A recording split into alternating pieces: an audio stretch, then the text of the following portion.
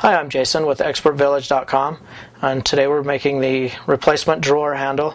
I'm going to make it out of this antler that I found. I cut the ends off with a skill saw, and I don't want a really big long one. This is only held in by one, it's not even a screw, it's just this clip, so I wanted to be able to support it and still have something to hold on to.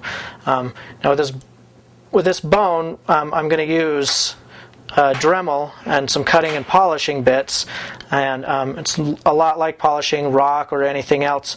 Only with this, I'm not going to try to make it too shapely. I'm going to kind of keep the shape that it has. I'm going to pick out, before I start though, I'm going to notice there's a curve in the bone, and I'm going to want the part sticking outward to be the front of the drawer handle. Otherwise, you're going to have to reach behind. It's going to catch your fingers. So we're going to want the curve outward, and we're going to drill a hole all the way through the center where the clip will go first, and then we'll do some shaping of the deep gouges in the sides.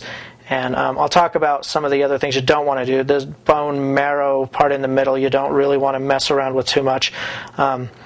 So get all of your tools. You'll need a Dremel, you'll need a cutting bit, and 3 polishing bits. A 600, an 800, and a 1200 bit.